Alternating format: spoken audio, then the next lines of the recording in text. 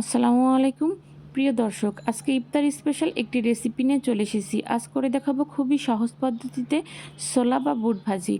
আর আজকে আমি যে রেসিপিটা শেয়ার করছি সেটা আমার শাশুড়ি মায়ের কাছ থেকে শেখা, আর এটা খেতে কিন্তু খুবই দারুণ হয়।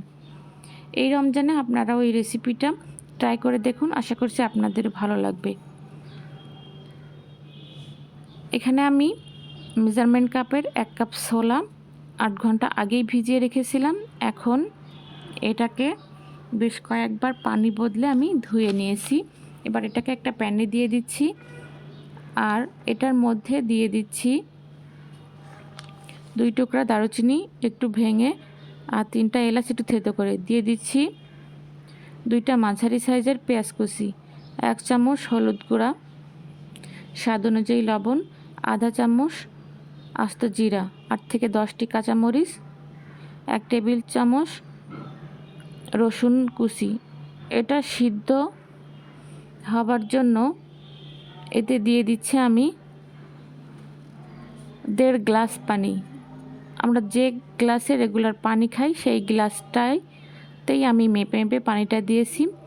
এবার এটাকে নেড়ে মিশিয়ে ঢাকনা লাগিয়ে সিদ্ধ হবার জন্য মিডিয়াম টু লো হিটে আমি এটাকে চুলায় চাপিয়ে রাখবো 30 মিনিটের জন্য। আরও দ্রুত সিদ্ধ হবার জন্য এটাকে আপনারা প্রেসারেও সিদ্ধ করতে পারেন।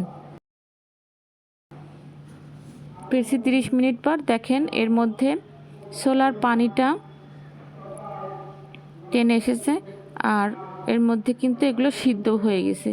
এবার প্যানটা ধুয়ে আবারও চুলায় চাপিয়ে বসিয়ে দিয়েছি। প্যান গরম হয়ে এলে দিয়ে দিচ্ছি এতে 1/3 কাপ তেল, আর তেলে দিয়ে দিচ্ছি 1 কাপ পেঁয়াজ কুচি।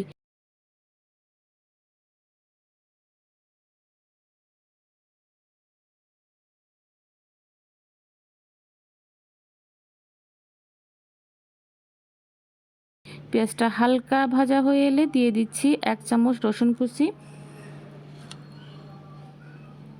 1/2 চামচ আস্ত জিরা,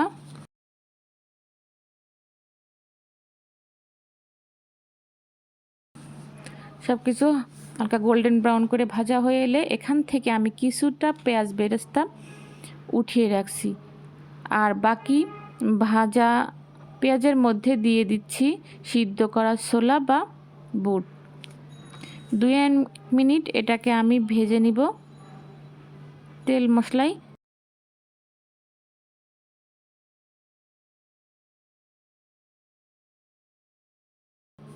এবার অ্যাড করছি 1/3 কাপ ধনিয়া পাতা কুচি।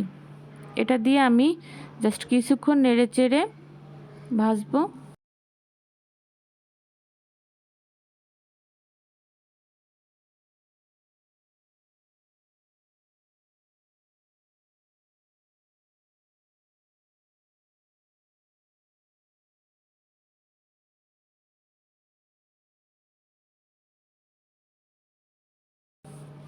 তারপর চুলার জাল অফ করে দিব।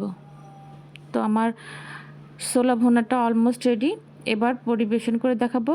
আর পরিবেশনের আগে এইভাবেই ছোলার উপর দিয়ে ছড়িয়ে দিয়েছি ওই আগে থেকে তুলে রেখেছিলাম পেঁয়াজ বেরেস্তা, সেই পেঁয়াজ বেরেস্তাটা, আর উপর থেকে এইভাবে ছোলার উপর পেঁয়াজ বেরেস্তা দিয়ে পরিবেশন করলে খেতে কিন্তু খুবই দারুণ হয়।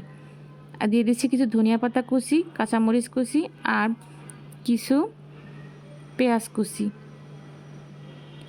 আপনারা চাইলে আমার মতো করেও পরিবেশন করতে পারেন, আবার চাইলে বিভিন্ন রকমের সালাদ দিয়েও পরিবেশন করতে পারেন, যেমন শসা, গাজর, ক্যাপসিকাম। খেতে কিন্তু ভীষণ দারুণ হয়। আসছে রমজানে আপনারাও এইভাবে করে ছোলাটা ভেজে খেয়ে দেখুন, আপনাদেরও ভালো লাগবে। ভালো লাগলে লাইক, কমেন্ট, শেয়ার করতে ভুলবেন না, আর প্লিজ চ্যানেলটা সাবস্ক্রাইব করে পাশেই থেকে যাবেন। দেখা হবে পরবর্তী ভিডিও। ততক্ষণ পর্যন্ত আল্লাহ হাফেজ।